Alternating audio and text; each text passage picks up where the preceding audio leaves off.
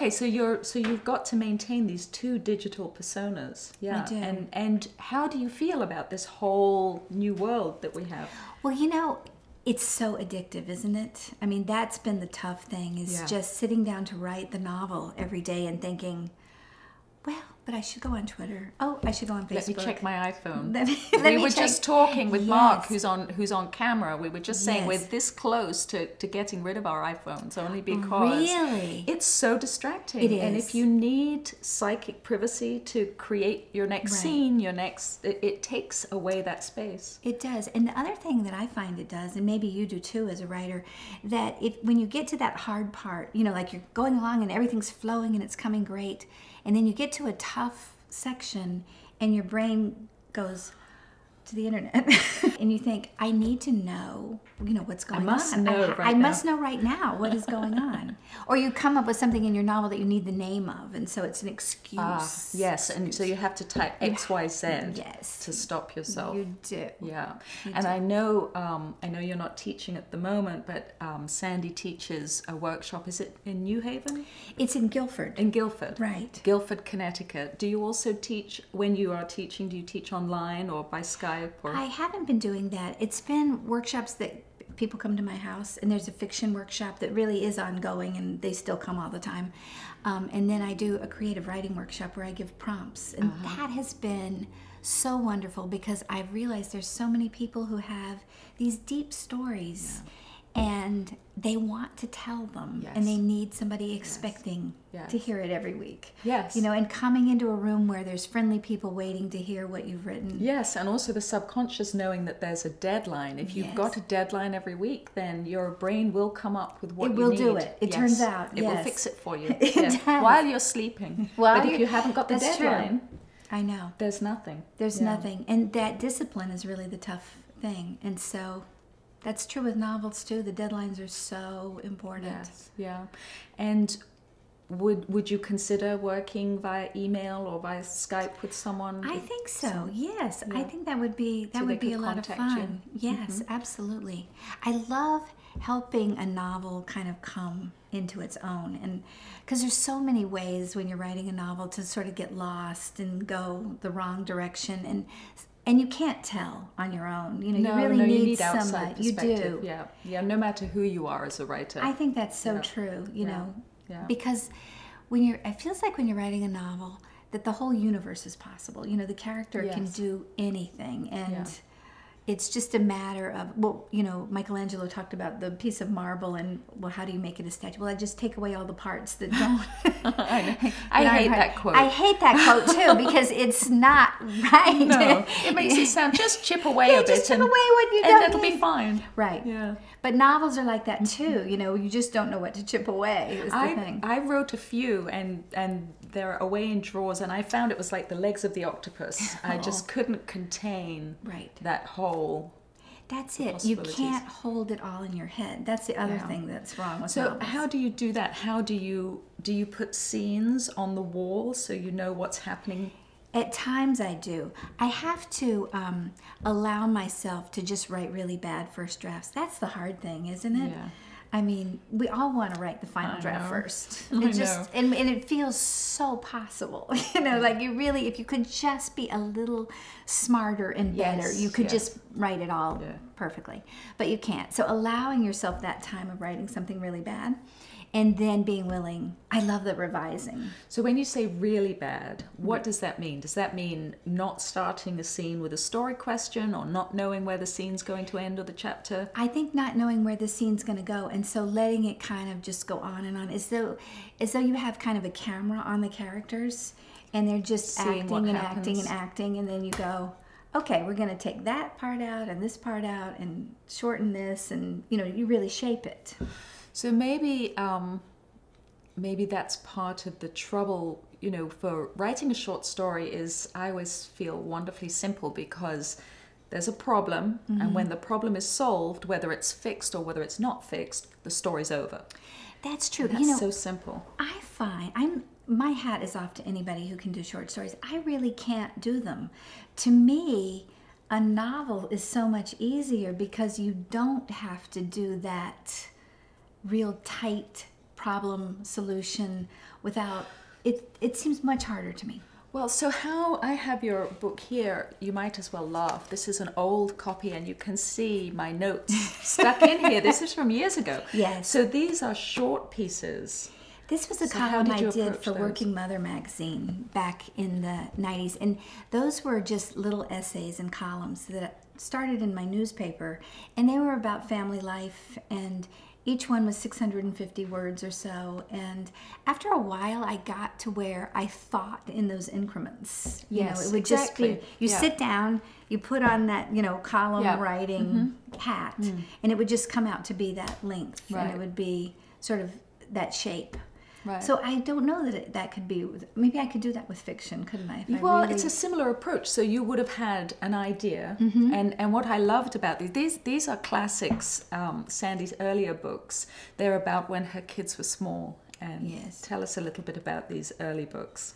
Well, those were really fun. See, I'm a newspaper reporter as well, a feature reporter for the Register part-time, the New Haven Register, and I didn't mean to go into journalism. I thought I was going to just become a great novelist, you know, right out of school. And as graduation was getting closer, I realized I'm going to really have to make a living. So I got a job as a reporter at a weekly newspaper. And then the editor left and they made me editor, and suddenly I was in journalism, which I knew nothing about and did not really care about even.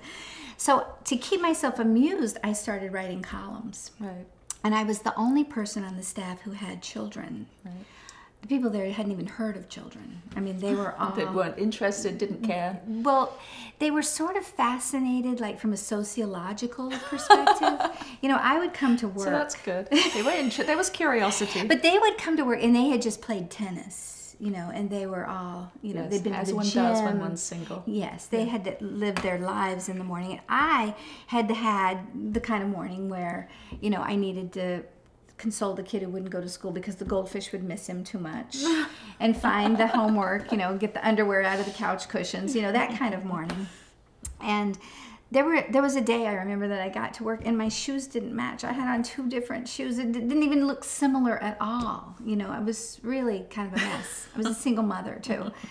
So I started talking in the newsroom about what my life was like, and the editor finally came over, because they're always looking to get work out of people, and he said, "Why don't you write this stuff down, and maybe it could be a column?" Right. So I thought it was a very sad column, you know, that was sort of the tragic things that were Tragic happening. nature of my life. And in fact, people started writing and saying, "That's what's going on in my house Yes. too." So it Yes. was so nice to kind of do. Yes. Well, I found reading these that they made me laugh, and they were comforting at the same time, because I knew that I wasn't the only person who, you know, the tooth fairy forgot to come the night before, Right. or, Yeah. you know, because then you feel like you're a terrible mother. But then this is the beauty of books, is that you realize that you're not alone. And Thank you. That's really what those were like for me. And so then I wrote another one called Sleeping Through the Night and Other Lies, which was about, you know, how people can't get their kids to sleep. And people, I feel sorry, they bought this book thinking it was going to tell them how to put their teach kids them to how sleep. to. And so some of the reviews on Amazon were, "This book doesn't tell you how to do this." But it does make you laugh. It so does. that was It kind does. of a nice and thing. And what happens when you laugh, there's a malleability that comes to your thinking process when you laugh. I it hope, opens yes. everything up and makes Right. things possible that wouldn't have been if you weren't laughing. It's true, because I think we all believe that everybody else Is has perfect. it so together. Yes. You know. Yeah, definitely. Especially with Facebook now. You see evidence, yes. visual You evidence. see their dinner, and it looks way better than your dinner. Yes. Well, I have to say, Leslie Paparo, who works with me, is way too perfect in that area. But that's another episode. Yes. She laughs at me, but Yeah, I know. You do. I get off Facebook and I feel like, oh my goodness, my life is such a wreck. yeah. You know, Yeah. But when it's not really, I mean, it's not really. No. It's not really. It's what did somebody say? It's like comparing your insides to other people's outsides. Oh yes, that's a good clarification. That's a good way to look Yeah, at it. that is good. And what about you're at novel 5, and so you're writing novel 6. Do you I'm writing novel 5. Yes. Writing novel 5.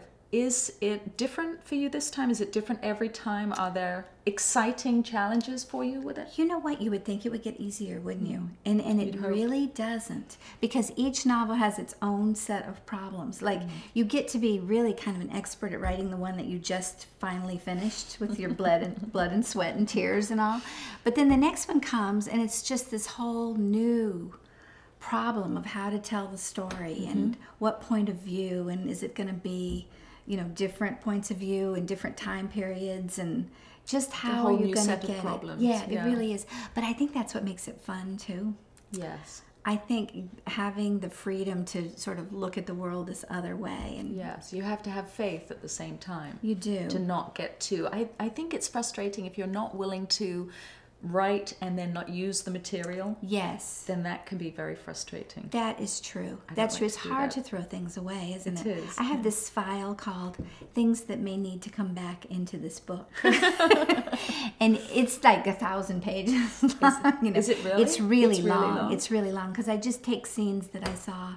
Oh, this isn't really going to work. The file you're not using is 1,000 pages, and the book will be how many pages? Oh, 380. Ooh. So a lot gets tossed. Wow. Because, as I was saying, I kind of let myself go on and then figure out, you know, how to tighten it. And is it one book a year for you?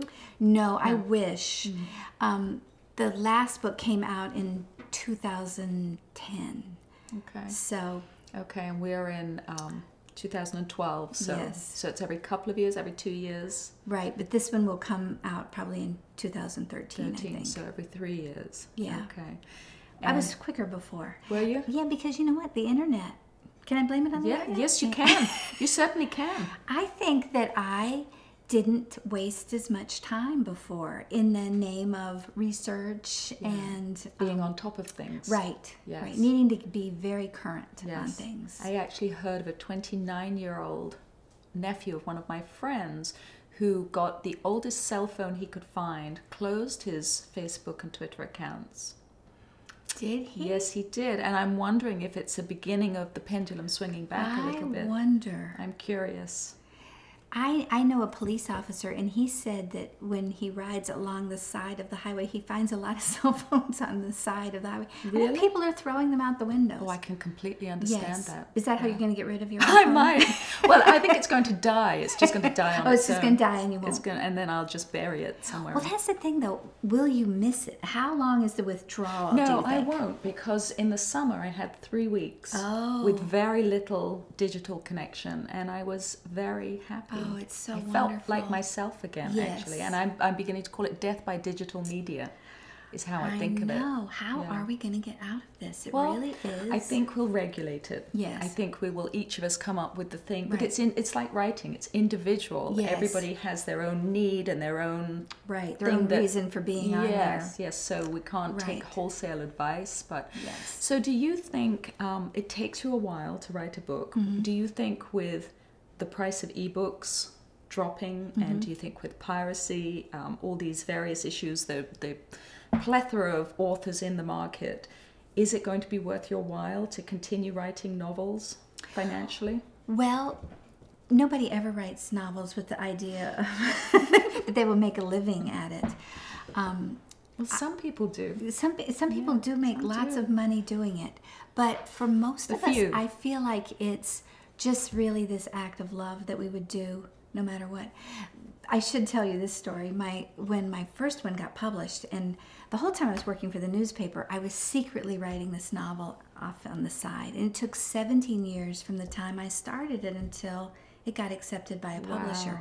Which is not that I was writing it every day or even every year. That's very encouraging, I think. Yes. And I would put it in the drawer, and then I would take it out whenever I didn't have any carpool I needed to be running or the laundry didn't need doing. So you can see how rare that would be. And I would work on it, and then one day I got all the way to the end of it. You know, I actually finished it, and I read it, and it was so bad. I mean, it just clearly gremlins had been in and changed all the words while it was in the drawer. Someone had done it. Someone had done it. I couldn't have written that. So I started over and I wrote it again, and I must have written it 3 full times, and 17 years elapsed. And when it finally got published or accepted, I called my children who had, during that 17 years knew. had seen me, sitting there writing this.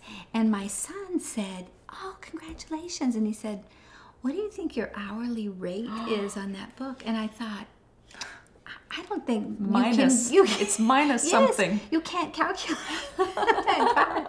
But it didn't matter because it's just like it was the most wonderful thing in the world to have that happen. So that's a good perspective. Yeah. And you're naturally funny in your speech and presumably in just, do you go through every day just laughing willy-nilly? No. But thank you for the compliment of that.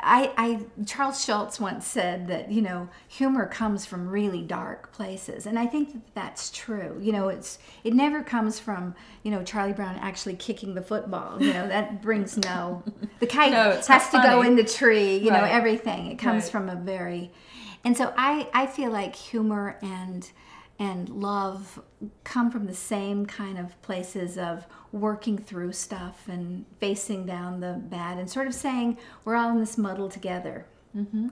And do you ever sit down and write something and say, "Oh, that's not funny, I have to put the funny in"? Yes, often that happens. So do you find it's an extra layer of revising to go back in and make it funny? I think so, although I'm trying I don't want the books to be sort of humor books, because I really want them to address the real things about life, and it's an interesting, funny balance, really.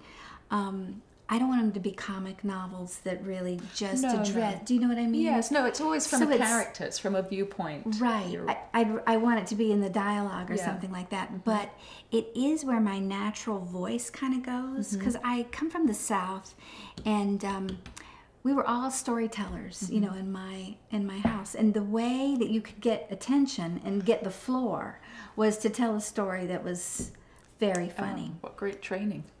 Well, it is sort of great training, and children don't ever get the floor because they can't possibly do it, And once you would get it, and you would blow it, right? And everybody would kind of look at you. You'd be done with you. Yeah. Forget it. So around my family, it's a little cutthroat. Yes, it's very cutthroat. Around my family, I'm still considered the dullest member, How rude. They just are outrageous, wonderful really? storytellers. The world of exaggeration is right there.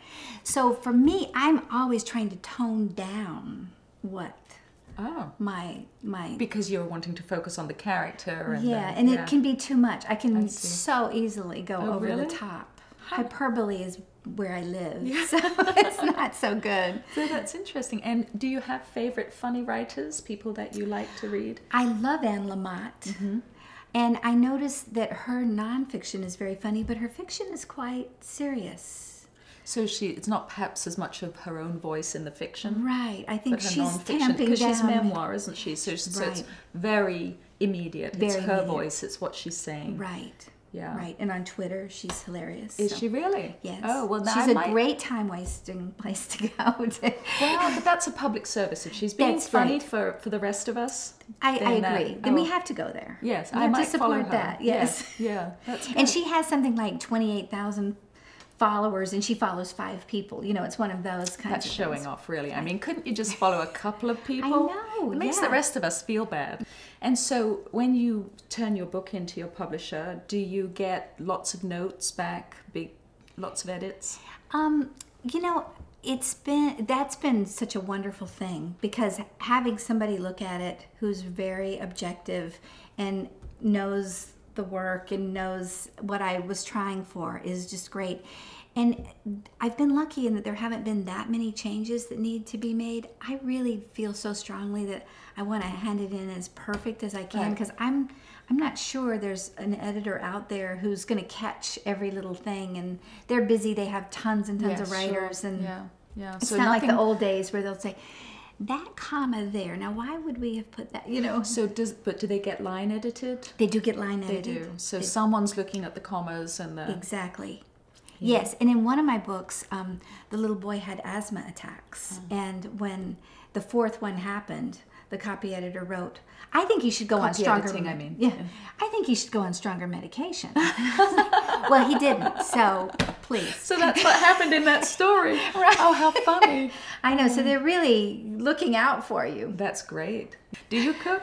I do. I do. Yes. What proper woman cooking? Oh no.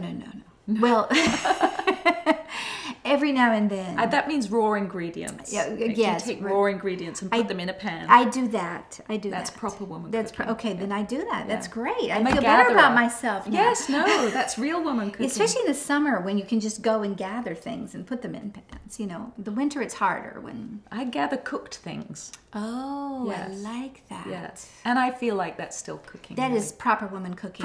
That is very proper woman cooking. Do you have anyone helping you? No.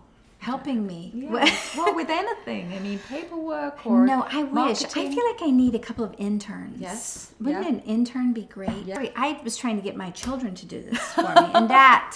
No. They would say, "Oh, okay, sure, yeah, I will," and then they would never do a thing. It was just like when they were younger, and I was trying to get them to clean the bathroom. I know, forget it. Yeah, I know. Did you ever give them consequences? Could you ever be strict like that? I was strict, but it didn't. They would do the thing, but then they would never do it again. The following thing, Right. Nothing happened. Right. Okay. Right. Yes. So, when will you be finished with your novel?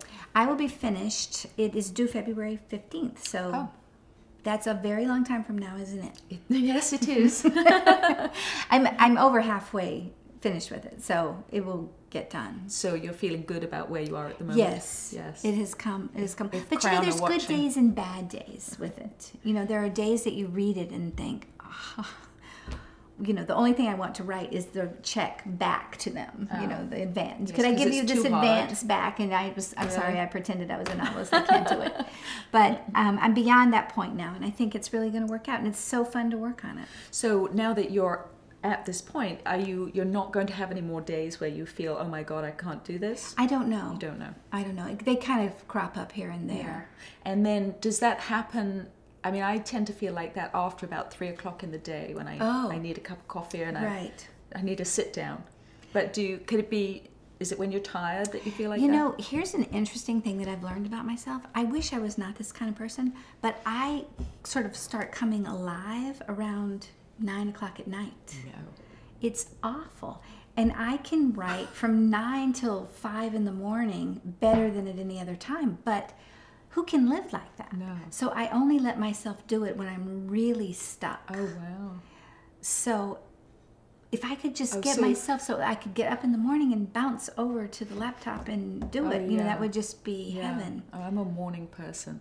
But at least you know that you've got that in your arsenal. If you get stuck, if you get in a time crunch, you can pull an all-nighter and fix the problem. And the thing about that time is that I'll sit down. Usually it starts with I'm telling my husband it's at 10:30. I'm going to just go turn the computer off and then I'm coming up to bed. I'll say I'm just going for 10. I'm just going for 10. It'll be 10 minutes.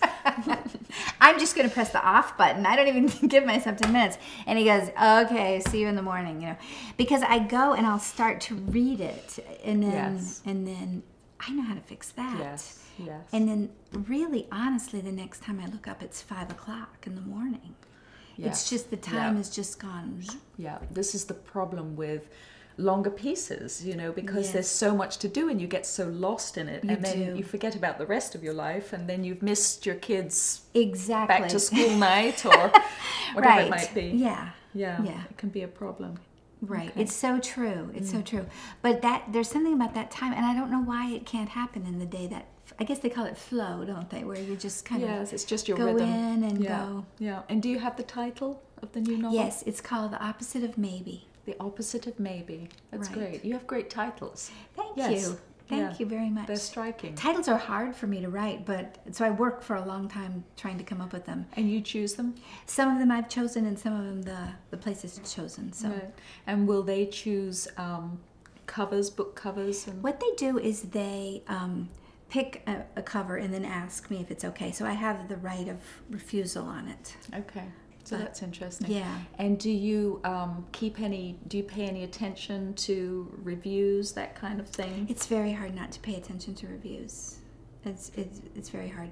But I've been lucky. You know, there've been mostly not too it's bad. not Nothing too awful. Nothing too awful, which has Right. been nice. Right. Yeah. Because I was reading that on Amazon Kindle, for example, there are 4 things that sell a book, and one is the title, another is the cover, another is the reviews, and then the 4th is the ranking. Oh yes. So those books that are self-published that are selling, Right. you know who you are. It's those 4 things That's that, right. that affect that. Yeah. Yes, and I have friends who have done the traditional publishing route and have then gone to Amazon self-publishing and love it. Do they really? Checks come to their house and they're happy, and you Yeah, know they I have bet they control are. over everything about But then it. I do feel that if I was a publisher, I would be a bit upset if I had built that author's platform and built Right. their name and invested years in that author, and Yes. then all of a sudden they go off and self-publish. I think more often the way it works, and I don't know for sure, but I think publishers are so less likely to take people's next books than they ever were before. Right. You know, it's sort of your track record doesn't Right. It's not the sell key it. thing anymore. It's not the key No, thing. it used And to be everything, and now. Exactly. Yeah. I read an interview once with Ann Tyler once, and she said, my first 4 books were so bad that I can't even stand to go and read them. And I really feel like I learned to do it when I published my 5th book.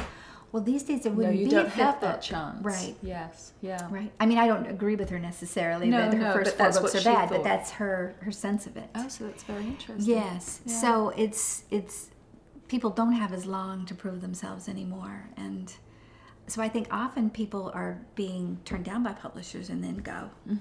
And if you had to start over now, and what would you do if you? I feel so lucky that it's gone the way it has. I mean, it really has been nice. Yeah. But if you were, or what do you tell your students in the class? More and more, I feel like there's so many other venues that doing it on your own, you have to really have a good social media background and be very energetic and not lose faith and Yes. devote hours to it, you know, every day. Yeah. But it can be done. Yeah. I think the single hardest thing for an author who's self-publishing is, an editor once said to me that she told all her authors not to go to Book Expo because you would see so many other books, you would think, why bother to why do do this? mine? I know, Right. I know. So for authors who then try and self-publish, who are looking at all these other books on Amazon, I think that that's where the crisis of faith can come in. And I think what we're going to see is a lot of people doing 1 or 2 and then not continuing. Right, Yeah. right. Well, and some people have 1 book in them that they just Yeah. want to do. Yeah. And have you seen those espresso book machines? Yes, I have. Which yes. is just Fascinating. amazing that you can just go in and get Yes. your book. Yes, there's one at the Darien Library in Connecticut. Really? And the people there will actually help you get your text into Wow. book form and publish it. Yes, and pick a cover and format. Yes, I mean, the everything whole looks thing. it looks so professional. Yeah, no, it's really Yes. So it's like we've come into this time now where people make their own movies, they make their own records, and Absolutely. and Yeah. now they make their own books. We'll Yeah. soon have to do our own dentistry. You know? I'll do yours, you Okay, do mine. Okay, well, Sandy, thank you so much. It's Thank you been so much. wonderful. This has been so I much fun. appreciate it. And Thanks. thanks very much for joining us.